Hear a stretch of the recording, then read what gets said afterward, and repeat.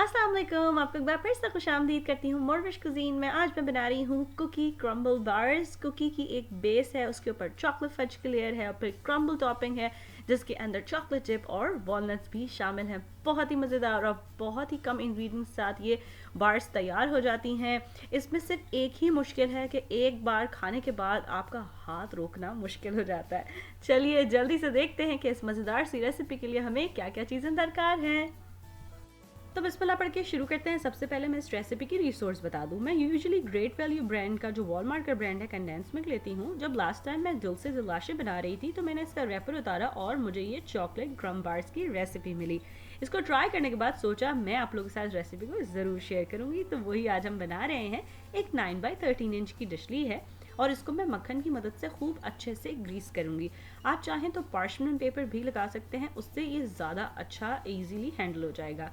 एक large mixing बोल ले रही हूँ और उसके अंदर डाल रही हूँ नरम मक्खन और बीटर की मदद से अब मैं इतनी देर के लिए इसको मिक्स करूँगी कि ये अच्छा सा क्रीमी हो जाए।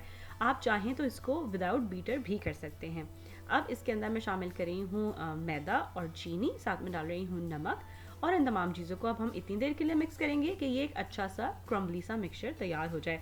अच्छा, मैं बीटर से सिर्फ हल्का हल्का मिक्स कर रही हूँ, आप चाहें तो शुरू से विदाउट बीटर भी कर सकते हैं। और अब मैं वुडन स्पून लेके इसको अच्छे से मिक्स करूँगी कि ये तमाम चीज़ें एक क्रम्बल ब्रेड क्रम्ब की जिस तरह की तैयार हो जाए। अच्छा, इसी को इस्तेमाल करते हुए अब हम इसकी बेस भी बनाएंगे और इसी को ही इस्तेमाल करते हुए क्रम्ब टॉपिंग तैयार करेंगे।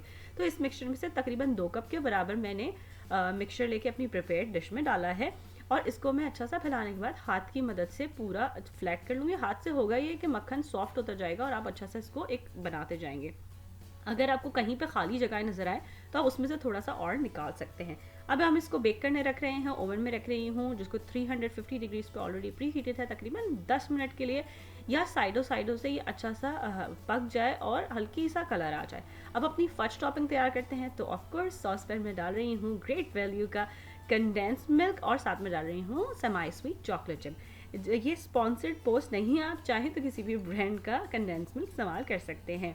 इतनी देर के लिए हल्की आंच पे पकाया कि चॉकलेट अच्छे से मेल्ट हो गए और ये फजी सा मिक्सचर हमारा तैयार हो गया। चूल्हे को करेंगे बंद और इसके अंदर शामिल करेंगे वनीला एसेंस। उसको भी मिक्स करने के बाद अब हम अपनी जो टॉपिंग थी उसको तैयार करेंगे। जो बचा हुआ हमारा क्रम्बल मिक्सचर था उसके अंदर चॉकलेट चिप्स और चॉप करे हुए वॉलनट्स डाल रही हूँ।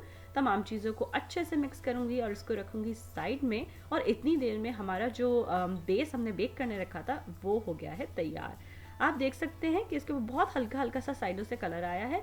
अब इसके ऊपर जो फज टॉपिंग तैयार की है वो डालेंगे। स्पैचुला की मदद से पूरे पे फैला लीजिए और फिर इसके बाद जो हमने अपनी क्रम्बल टॉपिंग तैयार की है उसको हम हर तरफ पूरे के इसके ऊपर फैला देंगे।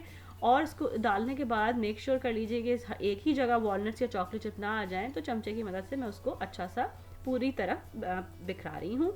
ओवन ऑलरेडी 350 डिग्रीज पे प्री हीटेड है और उसको मैं तकरीबन 25 से 30 मिनट के लिए बेक करने रखूँगी, या जब तक कि हमारा जो सेंटर है वो कम्प्लीटली सेट हो जाए। जब आप उसको हिलाएं तो वो बिल्कुल भी मूव ना करे। इसको बाहर निकाल के वाइड रैक पे रखिए और ठंडा होने दीजिए। फिर उसके बाद आप इसको छुरी की मदद से जितनी भी बड़े साइज़ की बार्स काटना चाहते हैं वो काट सकते हैं। अगर पार्चमेंट पेपर हमने लगाया होता तो ईजिली हम इसको लिफ्ट करके फिर आराम से ये बार्स काट सकते थे, मगर इस तरह भी ये तमाम बार्स अच्छे से कट गई और इस तरह ये चॉकलेट क्रम्ब बार्स तैयार हो गई हैं। हॉलीडे सीज़न है, इनको अपने घर में बना के आप लोगों को अच्छा सा पैक करके अपने नेबर्स में, कोवर्कर्स को या स्कूल की टीचर्स को भी दे सकते हैं। बस ये ध्यान रखिए कि इसमें फिर नट्स का इस्तेमाल ना कीजिए कि बिकॉज यू नेवर नो किसको नट एलर्जी हो।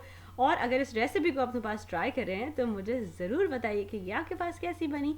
कुछ और सीखना चाहते हैं तो वो भी ज़रूर बताइए। मेरी रेसिपीज़ को पसंद करने का और उनको सराहने का बहुत शुक्रिया। अल्लाह हाफिज़। अगर आपको ये रेसिपी अच्छी लगी तो इन लिंक्स पे ज़रूर क्लिक कीजिए ऐसी और बहुत सी मज़ेदार रेसिपीज़ के लिए।